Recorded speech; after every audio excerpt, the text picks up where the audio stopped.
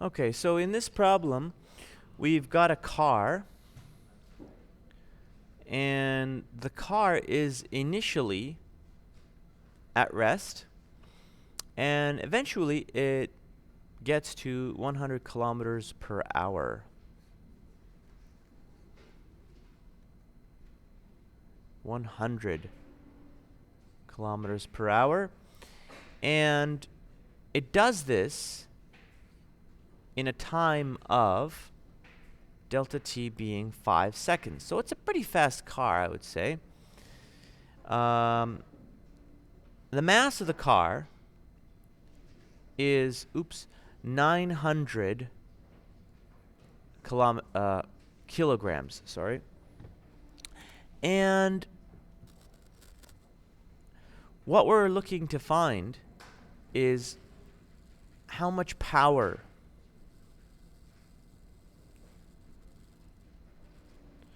is required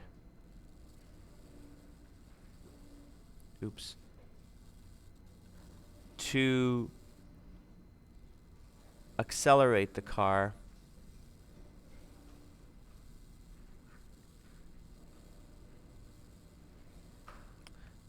so how much power do we need to go from 0 to 100 kilometers per hour in 5 seconds for a 900 kilo car? So the way we're going to do this is we're going to realize that power is equal to work over time. And then what we're going to say is, all right, well, we need to figure out how much work was done, because we do know the time. The time is simply 5 seconds.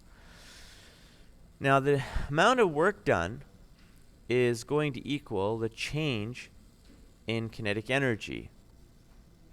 Okay? So one way to look at this is to say, the one way to look at this is to say, okay, well, what's the kinetic energy final minus the kinetic energy initial? So kinetic energy, remember, is equal to 1/2 mv squared. So that's going to equal 1/2 mv final squared minus 1/2 mv initial squared. Now, if we factor out the 1/2 m,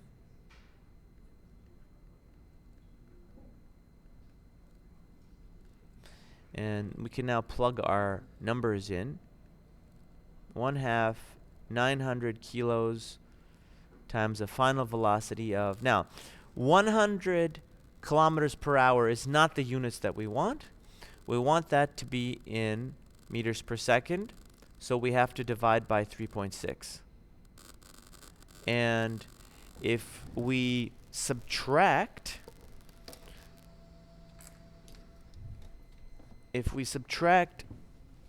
0, we should get the amount of work. So let's try that. By the way, I forgot to square that, didn't I? Okay, so let's go 100, enter 3.6 divided by, and then square that. And now multiply that by 900 times, and then multiply that by 1/2. We're going to get 347,000 and so on, so on. Let's express that as 347 times 10 to the power of 3.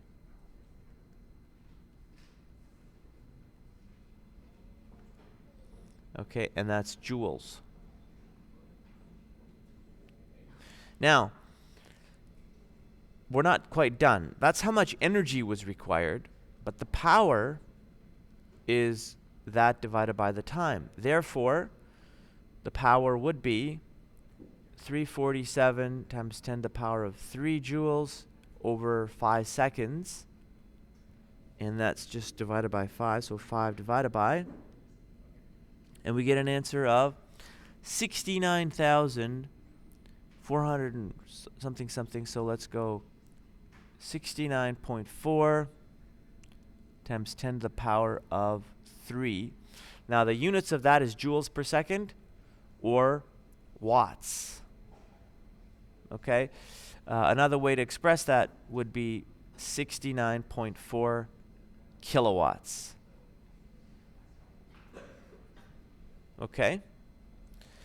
So that's the answer.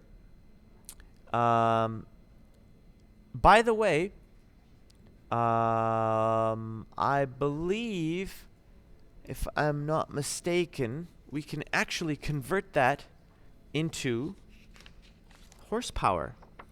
And if I remember correctly, 746 watts is 1 horsepower. So let's go 69.4 times 10 to the power of 3 watts divided by 746 watts, and that's going to equal 746 divided by 93. So